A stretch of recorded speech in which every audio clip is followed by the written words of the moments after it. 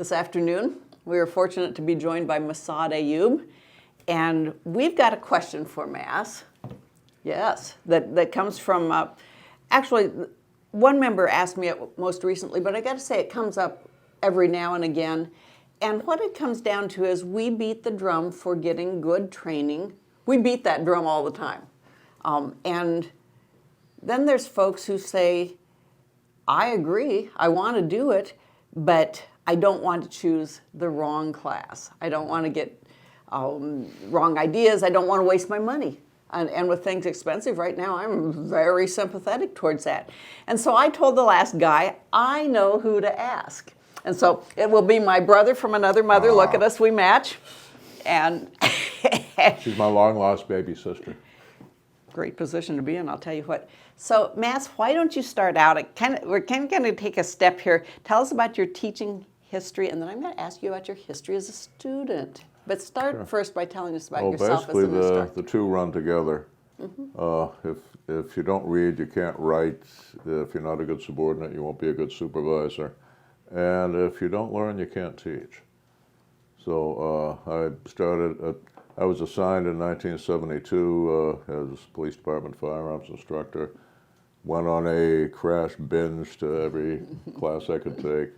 Wound up going 6 or 7 times through Smith & Wesson Academy, for example. Wow. And studying under Ray Chapman, spent some time with Jeff Cooper. I had the privilege of spending some time with Bill Jordan. And over the years, have trained with a great many of the champion shooters. And learned a lot and try to put as much of that in the funnel to share with my students as I can. It's been a long run. I've been teaching private citizens since '81. Yes. And basically right now I think we're living in the golden age of defensive firearms training. We have more good training available than ever. Unfortunately, there's also more crap than ever. But back to the good news, we're also in the age of information. And it's a whole lot easier to get some background, and before you commit to a week of your life and maybe a lot of travel to get there and all the tuition, the ammo, hotel expenses, to get some reports from others who've been to that school and help confirm whether or not it's the right choice for you. The first thing you want to look at is curriculum. It's real easy to get an excellent instructor in the wrong topic. And that's on you. Do your research. If you want to learn geometry, don't go to a history teacher. Now, there's a lot you can find online, particularly now the AARs, the after-action reports. Google your instructor, see what feedback there's been from people who've been through the class. Often there will be descriptions of the class. For example, if you're going to go to Bill Rogers' excellent shooting school, Rogers Shooting School in LJ, Georgia, go to pistol-training.com. The late Todd Lewis Green wrote pretty much the consumer's guide to taking that class, and it'll give you a leg up on the program when you get there. Now, decide what you need. Are you new to the gun? You want to start with basic, obviously not advanced. Check most instructors will have a website. Some of the things to look for, if they tell you our instructors are all master gunfighters and trained SEALs and Rangers, and they don't give you their names, there's kind of a flag there. When you get the names, feel free to call the school and ask, could I get a copy of the instructor's CV, curriculum vitae, the course of your life, resumes.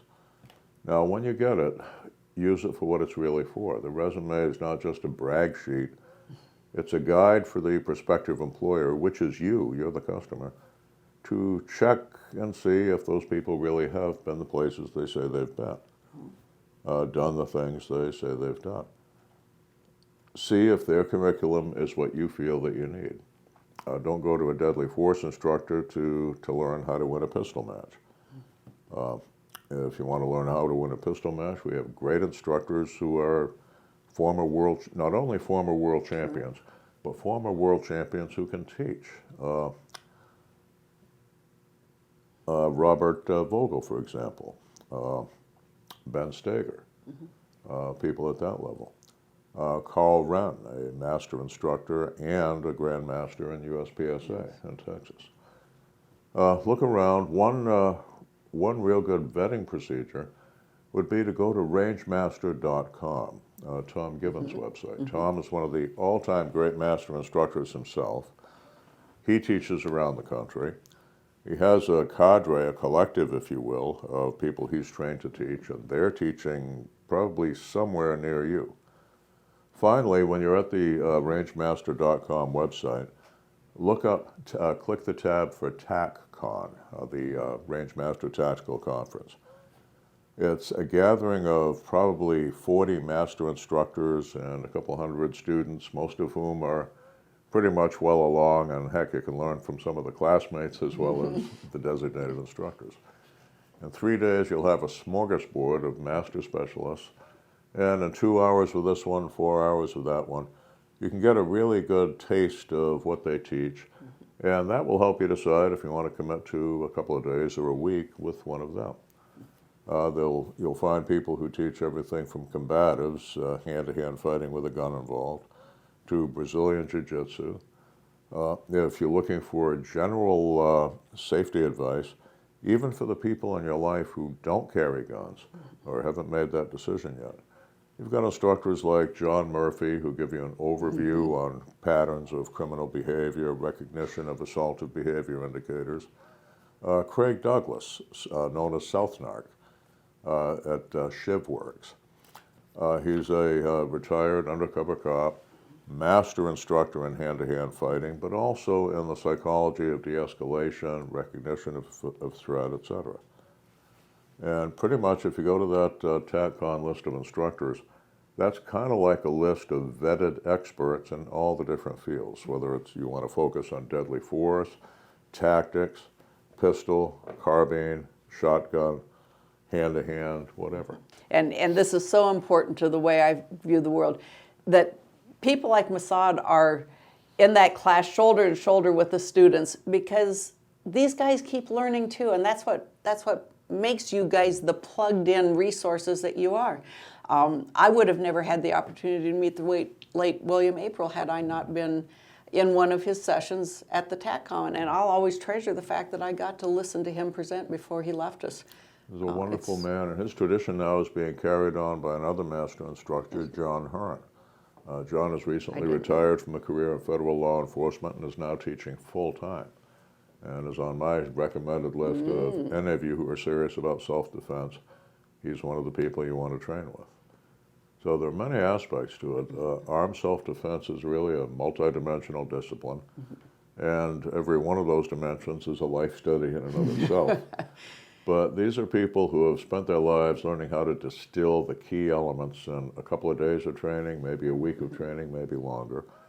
What you can also do if you're thinking about taking a class is simply call the school, ask to speak to the instructor in question, and let them know, hey, here's my background, here's what I'm looking for, what would you recommend from your curriculum? And most of us will tell you, if this is your background, with our stuff, I'd start here. With somebody else, you might want to start there, and they might recommend that you go to another instructor for what you're particularly looking for.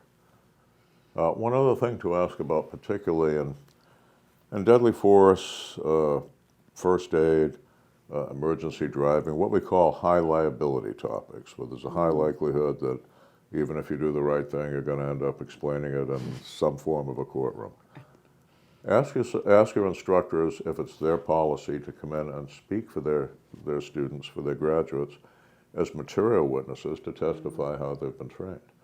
Now, I do a lot of these cases, both police and private citizen as an expert witness, and we're by and large winning them, and we win them with a two-pronged strategy. We show that the defendant did what they were trained to do, and that what they were trained to do was in fact the right thing to do. That means we have to establish for the jury with material testimony that their instructors come in and testify, here's what we taught the defendant to do, here's why we taught him to do that, here is where that principle comes from, et cetera, et cetera. And that allows the defense team to put it all together, and at the end, the jury realizes he did what he was trained to do, he did what he was supposed to do, what the hell is he even on trial for? Not guilty. there are a whole lot of instructors out there who won't do that.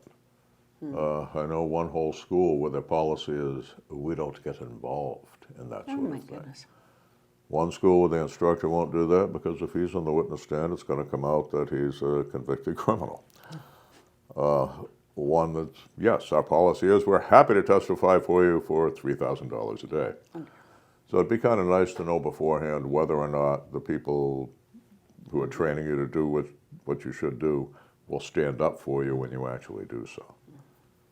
Well, and your curriculum vitae is going to give, either by a dearth or an absence, or thinking of yours, which is a book in itself, the cases that you've been an expert on, the cases where you've testified on behalf of people, and to good effect, I might add.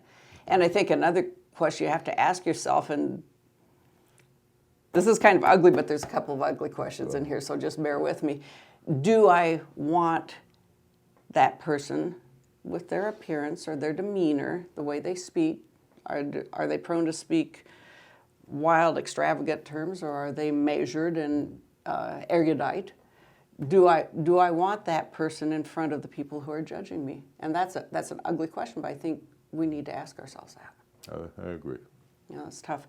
So something that you referenced just so fleetingly at the beginning that I'd love to go back to it. People start this journey, some from having had some training, some from perhaps military background or a little bit of policing, or dad taught us how to do it. Others will come to it, especially in this day and age, with absolutely no grasp of what's involved in accurately shooting a firearm and being safe with a firearm. And so I think there's a big divergence there. Not all schools teach to that beginning level. And so now it becomes a question of, well, how do I get the chops to go on to the more advanced school? Or do I find a school that will just let me start at the intermediate level? What do you do if someone comes to you and say, I've never picked up a gun, I've got to choose one, help me out? Well, I'll give them what advice I can over the phone.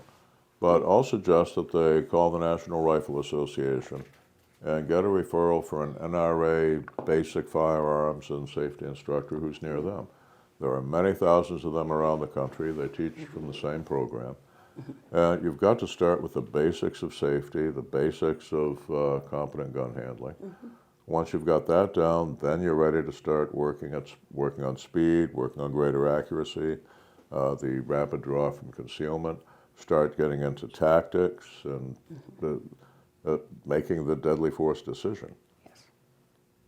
Well, and I think that then is where we start to be making those decisions about, well, do I want to learn that from Massad? Do I want him in my expert witness chair? Do I want to learn it from a military guy whose rules of engagement might have been a little bit different than what mine would be, although with urban warfare anymore that's changing a little bit. But and then I do think we start making those kinds of decisions. Do you have any strong feelings as we move forward to getting our tactical training? And then I think later on we'll just address the mindset training almost as its own area of concern, because what you can physically do, while it's reliant on where your mind can take you, there's some big differences. With the plethora of soldiers coming back with some pretty grisly experiences, there's that element that says, well, I've got to have an instructor who's, well, in our day we would have said seen the elephant, or who's been in special forces, or who's been in police-involved gunfights. What's your sense of how we prioritize past experience? Well, ask yourself, first, once you've decided what you want to learn, whether it's you want to be a target shooter for recreation or it's self-defense for you and your family. Everybody has a piece of the very complicated puzzle. Okay.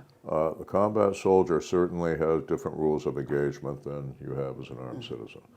At the same time, they've fought for their lives. They can tell you a lot about the mindset of doing that and coming back from it. And certainly will generally be quite skilled in weapons handling. Find out, by the way, tell the instructors what sort of weapon you have, and find out whether they're comfortable teaching you the use of that. A few years ago, a very big name entity, which will remain nameless, started a firearms training program that was staffed almost entirely by ex-military. I think they had one cop in there. And they said, do not bring a 1911 pistol or a revolver. And immediately the gun world started laughing. So their instructors don't know how to run a revolver in 1911? I was told they actually sent some of their instructors to Thunder Ranch for Clint Smith to teach them to run those guns. If you have a double-barrel shotgun, you will be slowing down the class. If you take a tactical shotgun class where everyone else is using a slide action or a semi-auto. So you've got to, just as we tailor the tool to the task, tailor the instruction to your needs. You'll have people tell you, well, cops have different rules of engagement than private citizens. Actually, it's not as much different as you think. The difference is the cops ride to the sound of the guns. The private citizen's supposed to avoid going to the sound of the guns. But there's a lot you can learn from police, particularly in your locale, because they are the resident experts on dealing with the exact same violent criminals you've armed yourself to protect yourself and your family from. So everyone has something that they can share with you. It's up to you to determine what's relevant to your particular needs and what's not. When in doubt, take it all, put it through the filter of common sense and your personal experiences. And again, go on the internet, read the AARs. If the instructor has a reputation for treating you like a drill instructor or something, and you're not comfortable with that, fine, there are other instructors to go to. A whole lot of females who pick up the gun for the first time did so because they've been brutalized by some alpha male.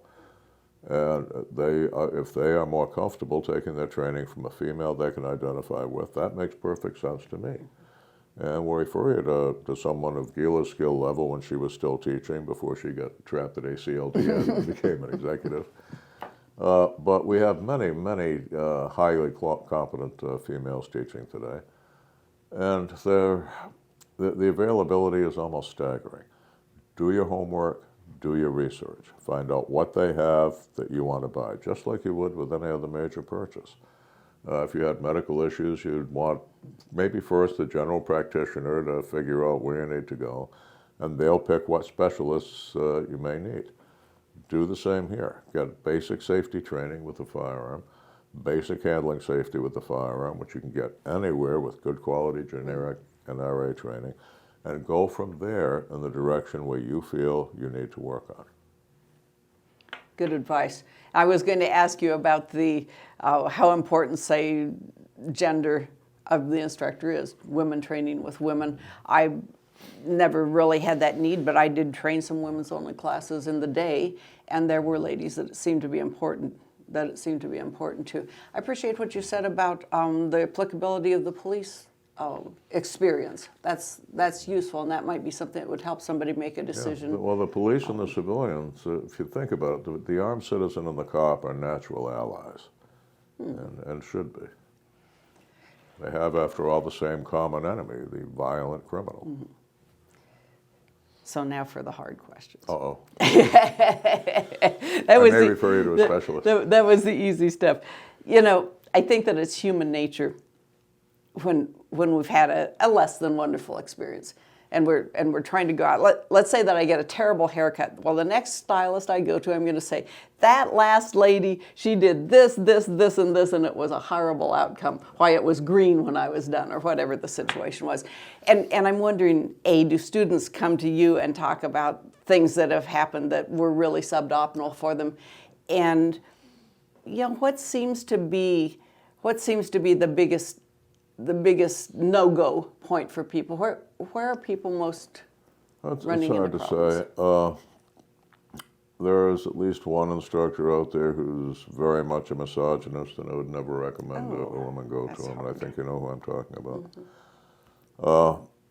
X number of folks, there are a few that have lots of war stories that you can learn from, but spend about half the class talking about the war stories, telling you how great they are, And really, what the student comes to us for is to find out how great they can be. The class is there for us to perform a service. They're not the audience for our greatness. Bob Lindsay, one of the all-time great instructors and one of the few true supercuts I ever met, said, we've got to remember we're not God's gift to the students are God's gift to us. That's touching. Coach Lindsay was a wonderful person. So he still is. He's still around. Although he's retired, he's still around to offer I'm glad I haven't run into him for decades. That's outstanding to hear. So if a student has started a course and for whatever reason they're uncomfortable in it, and you've spelled out some of the reasons somebody might be discomfited, I'm wondering where that go no go line is, and when we should just stiffen our spine and get through it, and when it might be okay to walk out the door. Depends on the concern.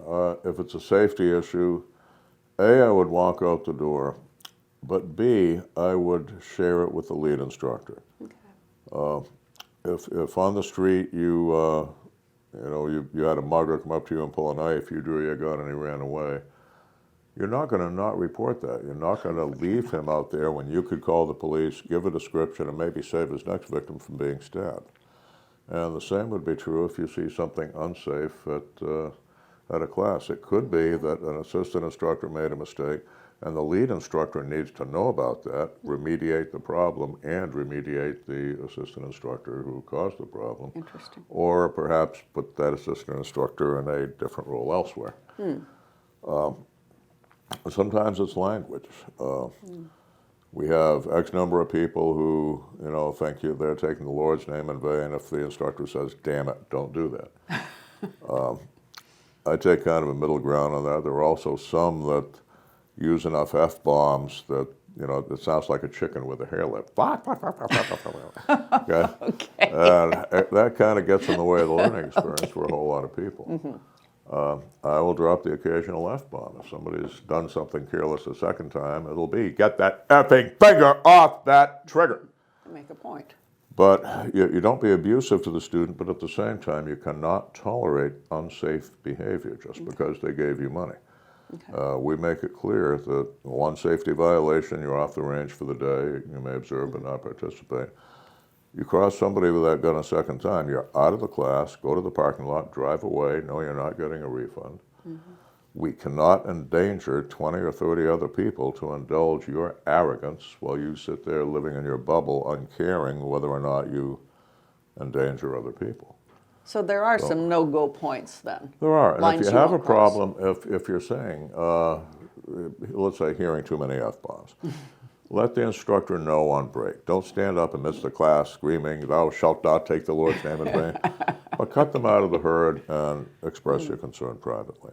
If it's a safety concern, express it immediately because it can keep someone else from getting killed later that day.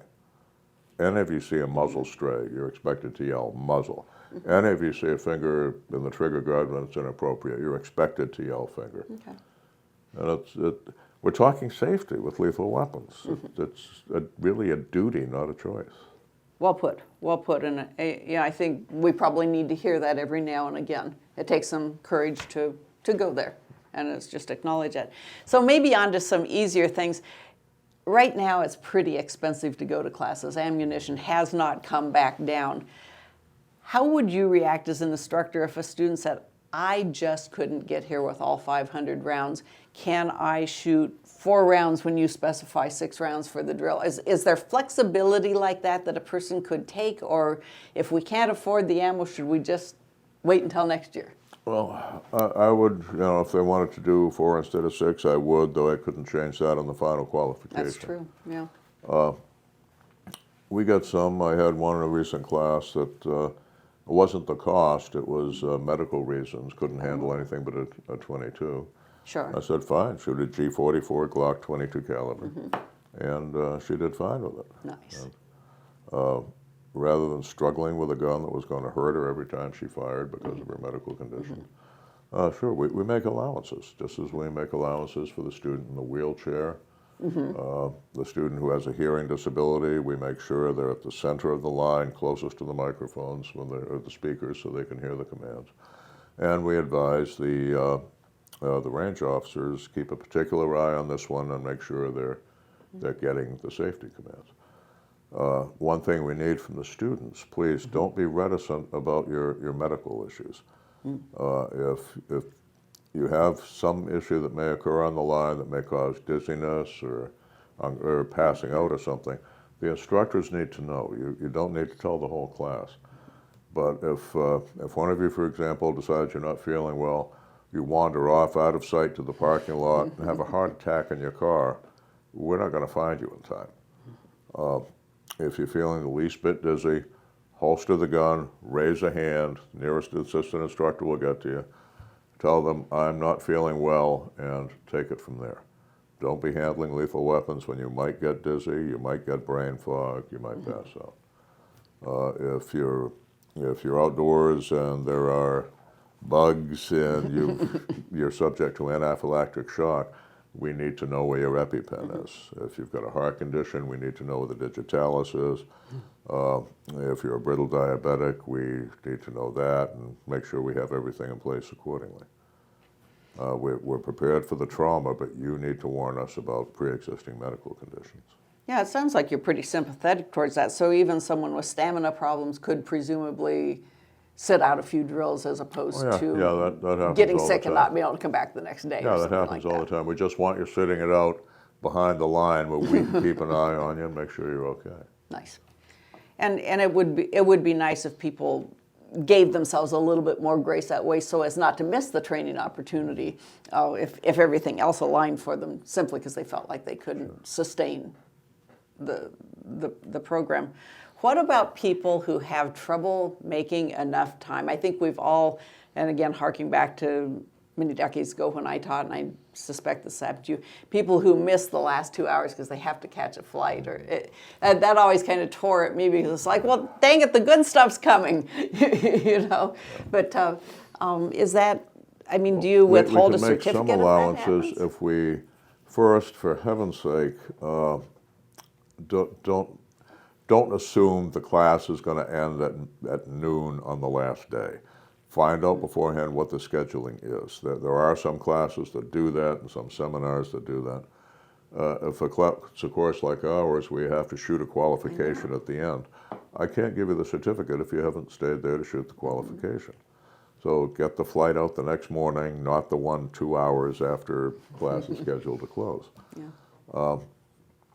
We make what allowances we can, but if you've taken that whole week out of your life, you can take one more evening and make sure you get the completion. Remember, a whole lot of the class is at the very end. That's where you take the final exams that we have in some of our courses.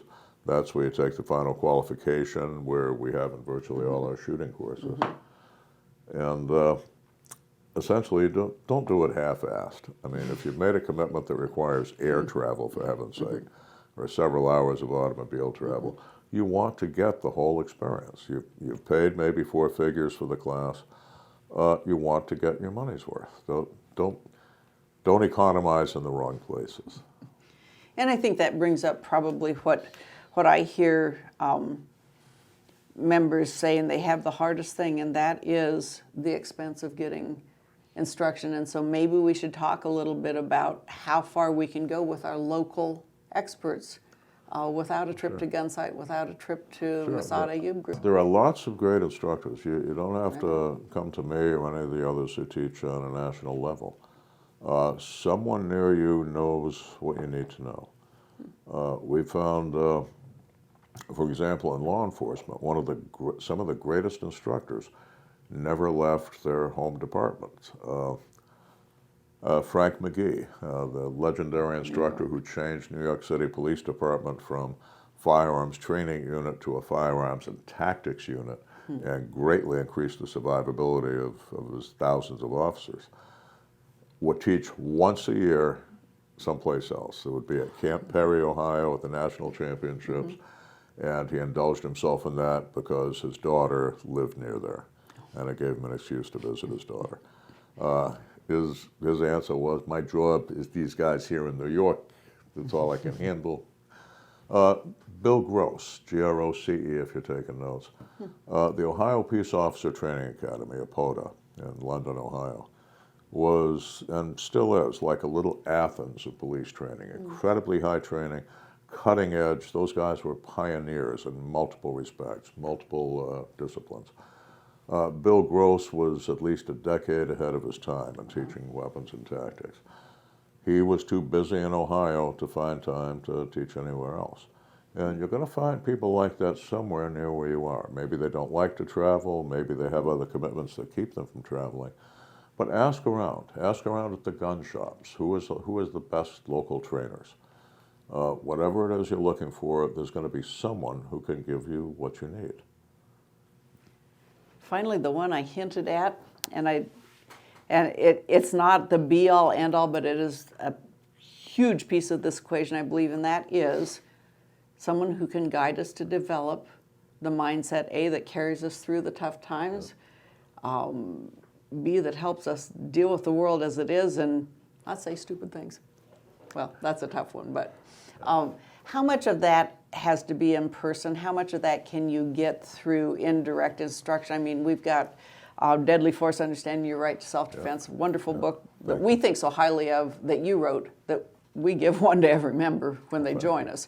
But how much of that needs to be in person, and how much of that might we be able to get through online training, through reading? Well, some of it needs to be in person, simply, but in my case, a lot of what we teach in the private classes, all of them, we require you to show us your concealed carry permit or some other proof that you've passed criminal record character background check. Some of the stuff we teach in the wrong hands would be a guide on how to commit murder and get away with it. We can't let that out. So I've never put that in any of the books, any of the TV shows, any of the YouTube training videos, or any of that. But that said, there's a great deal that you can get. Gila, you just mentioned William April. I did. He was, picture Stanton Samanow with a gun and a gi. Samanow was the first of the clinical psychologists to really probe criminal mindset, criminal thinking, criminal patterns of behavior. And William April took that to the next level. He was a master shooter and a master in hand-to-hand fighting. We begged him to write a book. He didn't. And the best I could do is get him to do one chapter in my book, Armed Defense, What the Experts Want You to Know. The good news is he allowed himself to be videotaped when he gave lectures. And if you go now, Google William April, A-P-R-I-L-L, you'll find a ton of videos of him giving his lectures, and they are literally priceless, not to be missed. And those of you who have people in your family, in your ambit, in your circle that want self-defense training, but they're terrified of guns and you're never going to get them there, at least not right now. Everything he has to show you how to recognize an assault beginning to happen and how to deselect yourself, meaning how to present yourself in such a way that the predator says, whatever this is, it's not prey, it might be back, I'll go elsewhere. It's simply priceless to share with yourselves and your family, and it doesn't cost you a penny. You can find it online. All of us who teach, if you Google our names, you'll find videos that we've done, lectures that we've done, perhaps cases we've been involved in that we explain the actual dynamics of what had happened that you can learn from. Today, again, it's a golden age. You can get a great deal of information from YouTube. Now, YouTube, there was gold nuggets and a whole lot of crap. Yes. But the more you learn, the better you'll be at sorting the crap from the gold. Well, and I think that that's a tough thing, and that can come up even during classes. This goes back many years, but I can remember, I don't think I'm outing any names, I can remember being in a person's class who talked about, after a home defense shooting, taking your family into the green room and telling them what to say. And I mean, at that point, most of us in that room had been your graduates, and there was this collective gasp, and there was a lot of whispering. But if someone hadn't had, if we hadn't had any background and we were kind of overawed by that persona, very forceful persona, would we have been smart enough to say, oh, we're not sure that we're going to do that with our kids if this happens? And so you wonder about making those, just like you said, sorting the dross out of the YouTube videos. It's very much the same problem. What red flags do we say, this tells me I need to get a second opinion? Always apply common sense. The instructor in question seems to think he can suspend the time-space continuum. And while he's telling his family what to say, that neighbors haven't heard the gunfire, their calls in to 911 will be timed. And people are going to wonder, from the first responding officer to the lead investigator to the folks on the jury, what went on during all those minutes between the shootings and when they called the police with what turned out to be a prepared statement. Yeah. I would consider that to be absolutely horrible advice. I'm told there are still instructors out there who tell you that when you draw a gun, yell, police, even when you're not police. Mm-hmm. And they're telling you to impersonate a police officer, which is a crime. Mm-hmm. And if you all have, 3 IQ points, you're going to figure out this is not the best advice. And, the ancient ones had a saying, falsus in uno, falsus in omnibus. It translates to bullshit, help me a little. I got to assume everything else you're telling me is bullshit too. Yeah. So trust your bullshit detectors, trust your common sense. My definition of tactics is common sense applied with a specific knowledge of the relevant disciplines. Very good. Well, there's a lot to unpack there if we really dig down through it. What's your takeaway? What do you think we need to know more than anything else? The training is there. Check around with others who've been through the training. Make sure you know what you want. But before you go to the auto dealership, you've decided whether you need a sedan, a van, or a pickup truck. Decide what you feel you need for training. Reach out to the trainers, ask them what they offer, tell them what your level of experience, expertise, and training is right now, and ask them for their guidance on what in their curriculum they think would be the best for you. Sounds good. Sounds good. I think I need a Porsche. Thank you, Mass. Good advice as always. Thanks for sharing with us. It's a pleasure.